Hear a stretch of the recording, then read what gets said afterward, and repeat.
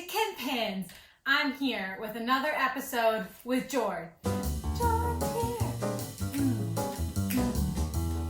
We're talking about zombie movies. Army of the Dead, more specifically. Oof. But before we do any of that, I am bringing my Army of the Baking to little Debbie again. What's up, girl? I made homemade Star Crunches. Now, I was a big Star Crunch person. Like, I was bigger Star Crunch and Fudge Round. Nutty Buddy bars. And then Swiss cake rolls. Making these was actually really easy. You microwaved everything. It's basically a Rice Krispie treat plus chocolate and caramel. It was a little nerve-wracking microwaving all of those because your chocolate can split really easily. And it had on the instructions when you microwave the marshmallows, it did not say to put your microwave at 50%, but I still put it at 50% again because like that chocolate is really delicate. You can't just microwave chocolate. It's gonna go bad. Pro tip for you all. So yeah, and then you just, mix it all together, and then I scooped it with my little scooper and formed it with my hand. I feel like this tastes like what I remember Star Crunches tasting like, and I know if I were to have a Star Crunch today, it would be a disappointment, much like those cosmic brownies. So like the chocolate taste is real. I like these. Yeah, but no, these are light, these are snackable. You can probably put a plate of these out at like a party or something, and because they're light, not as heavy. You know what is heavy? My immense disappointment in Army of the Dead. Yeah, that movie sucked. Well, these don't suck. No. Make these and it'll help soak up some of that disappointment. Yeah, I was so looking forward to that. And that was our movie for a movie night, so we made a big deal out of it. And man, was it just not... So many missed opportunities. Yeah. That was, and I will say, spoiler alert, we are going to go over spoilers in this video. Roll the spoiler alert clip. Spoilers. So yeah, my big criticism on this is missed opportunities, and it feels like maybe that's because they were setting up for sequels, and y'all know how I feel about that. If you don't know, go back and watch our Mortal Kombat review. Yeah, the setup is really cool. Las Vegas is overrun by zombies, so the entire city gets walled off, and a group of people go in and try to steal a bunch of money from a casino. That's it. So here are my issues off the bat with that. So the original zombie escapes after an accident with the military transporting him. So how did he get out? How did they not know to shoot him in the face? Because at the beginning of the movie, I was like, oh, this is like alpha zombies. Bullets aren't taking him out. They just weren't shooting him in the head. I'm yelling. Yeah, it should have been very simple, glitzy, fun, super visual, because it's Zack Snyder, right? And so he's kind of known for his visual styling. Boy, was the script just terrible. And they just tried to introduce and explain and set up way too many things that they didn't need to. So you've got also zombified Las Vegas that they don't really use any of that. There's a couple shots where you're like, oh yeah, that's like zombified Las Vegas. And they walled off Las Vegas, right? They just stacked up a bunch of shipping containers. It's like, we can't come up with a better fence than that. Also, very early in the movie, Alpha Main King Zombie is like watching them from the top of that hotel that has the Statue of Liberty. He's like on top of the Statue of Liberty. They could totally get over that container wall. Because the whole thing is that there's like the alpha zombies that are intelligent. They're not just like brains. And they like have hunting tactics, and they can all communicate with their like zombie alpha communication scream thing. So just give me more, like go into more of that. Like it was way too much about the frickin' people. And like, I don't care. I want to know about these cool zombies that are like intelligent, and that is a different take on zombies that we haven't really, I can't remember. Yeah, these zombies know the concept of an offering, and they're just gonna, like, the US government is just gonna nuke them, which it just seems like a bad plan, but also like the movie doesn't execute it very well. Just carpet bomb. Yeah. Ba, ba, ba, ba, ba. Done. Am I wrong? No. Do I not know enough about carpet bombing?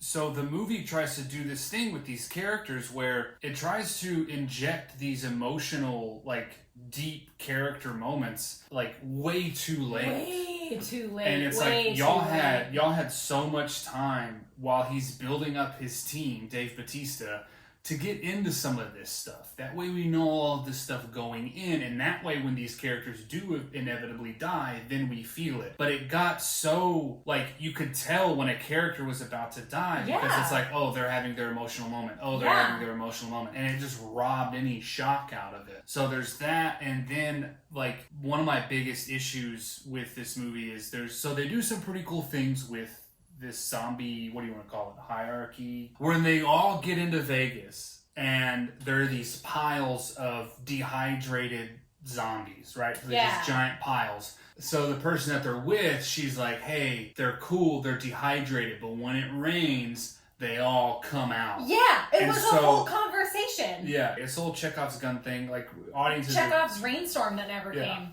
And it never happens. Although it did. At the very end, you have one character that so they're going to this vault, which it's also like, it's this casino owner that hires them to go get the money out of the vault. And it's like, they have to bring the safe cracker, but it's like, bro, it's your safe. Don't you know the code to it? Don't, like, also, what is, there was this whole scene too, where they, it's like pressurized traps, like they're going into the Temple of Doom. And it's like, why is that a thing? Mm-hmm. Don't you need employees to eventually go into this safe if this hotel or this casino is operating? It just it was put in there purely so you could see a zombie walk through those traps. And it's like, why did we spend most of the movie in this stupid hallway in front of this safe when there's like all this other cool stuff that you could be doing? I was like, why haven't these zombies broken out of Las Vegas? They are organized, they are smart, they literally have a hierarchy where they have an army, and the head dude made a helmet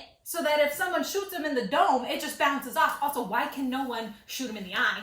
Because it has eye holes. Like, they're all mercenaries. No one can aim for the eye. Right. And to your point, too, the containers that they wall off the city with, it's what, 3 containers? I think it's like 3 containers. 4 at 3 most. containers. Yeah, it's not that high. I mean, it's high for us, but not nearly as high as these damn buildings that the zombies are scaling no problem. Y'all had, the movie's pretty long too. I want to say it's like 2.5 hours long. Y'all could have utilized that time more effectively. You've set up the fact that this army is sophisticated enough to take offerings. But to have these zombies that are that sophisticated, it would have been a lot more interesting if all the dialogue at the beginning was used to set up the fact that, like, yeah, they could break out at any time, but they choose not to because they have this system going, this hierarchy going.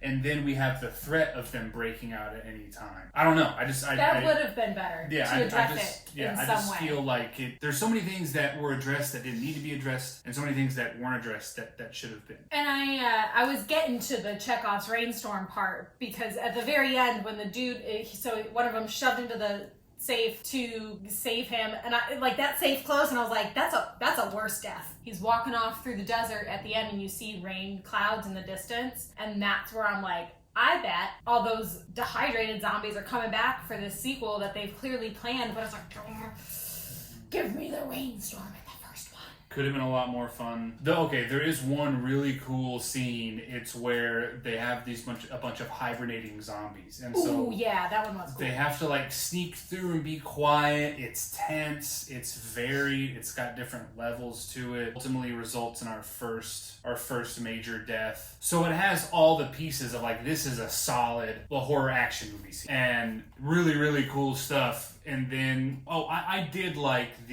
just about every scene with Alpha Zombie and the Queen Zombie. I thought that was pretty cool. I felt like Queen Zombie is somehow pregnant. Yeah, like that stuff is cool to me, because again, it does something different. But the problem is that like it introduces it and it never follows through with it, and that was so much of this movie. Well, it does. So, and like the big issue. So they've made this offer, and the zombies are like, "All right, cool, you can come into our city and take this money that we clearly don't need."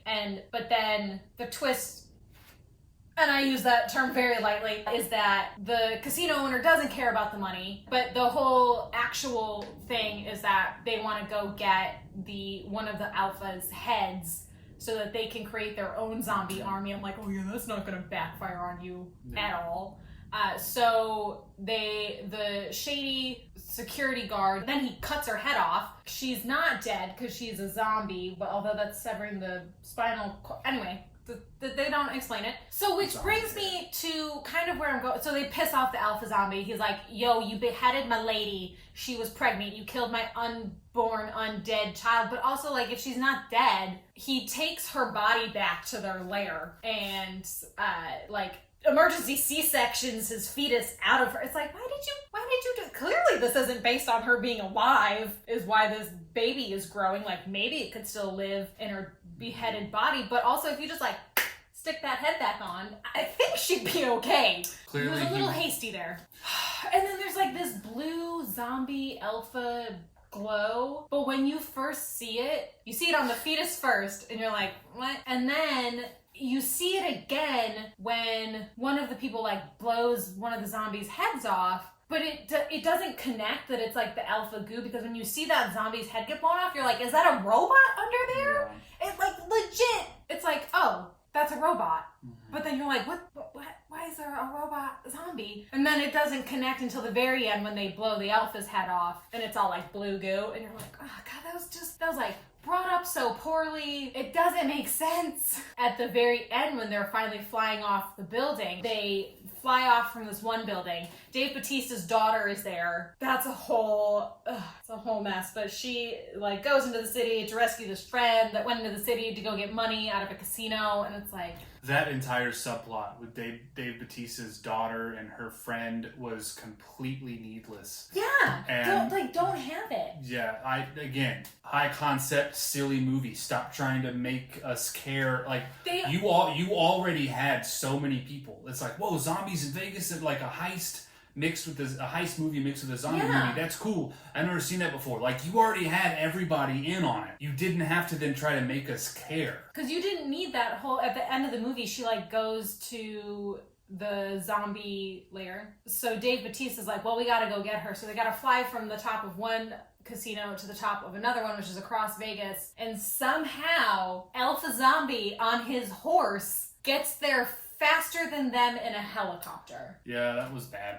But we didn't need that whole, she's got to go to the hotel to find her friend, because you have, like, the Alpha Zombie showdown at the top of the first hotel, and they could have just had that been the thing. Like, he had this big piece of rebar, and for a hot second, he, like, rears back to throw it, and I'm like, oh snap, he's gonna throw it at Tig Notaro and take her out as the pilot. It's a mess. It's a hot mess. I honestly hate to say this, but, like, I don't know of any Zack Snyder movies that are, like, solid from a story standpoint. I like 300. Great is a strong word. Okay, yeah, 300. And I like his Dawn of the Dead. That was a remake. Yeah. So that story wasn't on him. I think he is a fantastic director from a visual standpoint. Just not a good writer. He's not a story person. Yeah, someone write a good story for Zack Snyder to make into a movie, please. Yeah. But his fight with the whole, like, hibernating zombies and this one character, she has to, like, get through that. Like, that is a super cool fight scene. And then you think she's gone and she busts through this window and, like, everybody's in the hallway and she's getting overwhelmed with zombies, but she's still killing it. Like, I wanted 100% more of this character because she was awesome.